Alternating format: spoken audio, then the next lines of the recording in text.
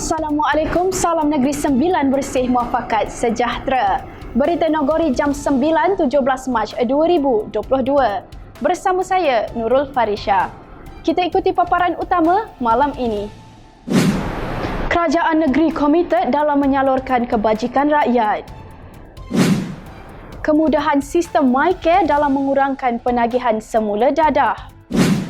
Pasukan e-sport Negeri Sembilan mewakili Malaysia dalam Sukan SEA Vietnam 2022.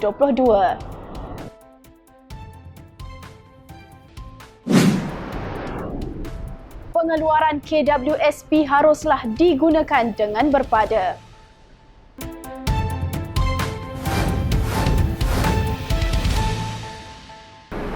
Kerajaan Negeri Sembilan sentiasa komited dalam menjaga kebajikan dan memastikan golongan warga emas dan pesara mendapat bantuan yang mencukupi, ucap Yang Amat Berhormat Datuk Seri Haji Aminuddin Harun dalam majlis meraikan pesara pentadbiran Kerajaan Negeri Sembilan tahun 2021 baru-baru ini.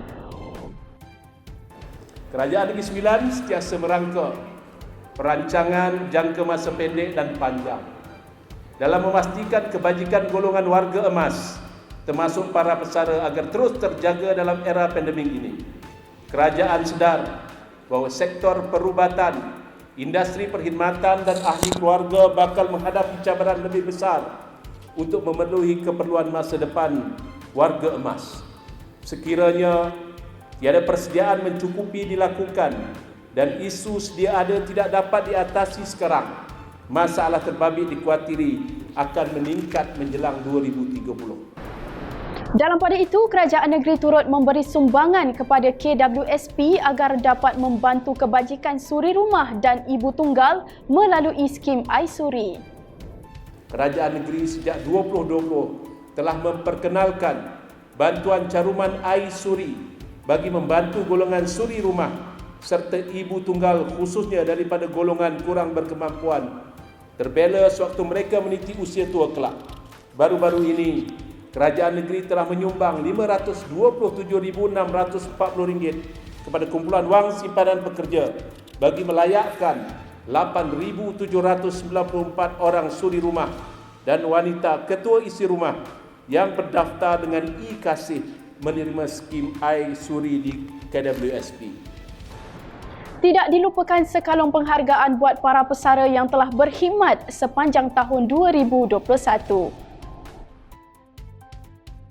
Kerajaan negeri bukan saja terhutang budi kepada petugas barisan hadapan yang komited melaksanakan tanggungjawab memerangi kemelut pandemik ini, tetapi juga golongan pesara kerajaan negeri.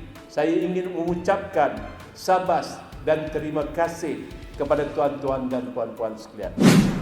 Majlis Tindakan Membantras Dadah MTMD Negeri Sembilan mengambil langkah proaktif dalam mengurangkan kadar penagihan semula dadah dengan mewujudkan sistem atas talian yang dipanggil MyCare. Sistem ini berperanan sebagai pengumpul data berkenaan klien Agensi Anti Dadah Kebangsaan AADK, sekaligus pihak AADK Negeri Sembilan melalui kerjasama bersama agensi kerajaan lain dapat memberi bantuan khusus untuk setiap klien AADK.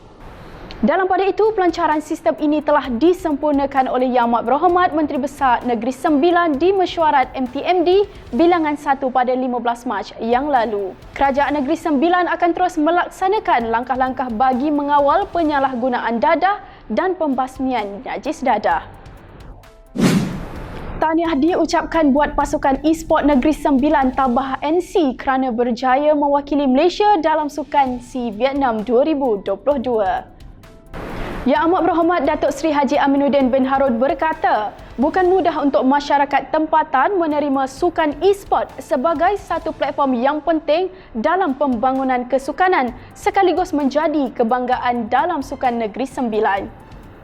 Pada petang ini kita di Majlis Haiti bersama pasukan Tabah NSEA yang akan mewakili Malaysia dalam Sukan SEA Vietnam 2022 ini.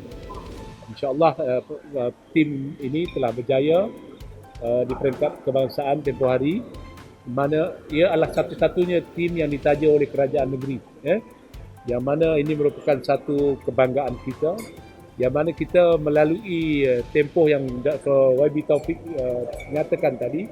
YB Datuk menyatakan bahawa tempoh yang kita lalui ini bukannya mudah untuk kita memastikan bahawa sukan e-sport ini dapat diterima dan menjadi satu kebanggaan kepada negeri ini.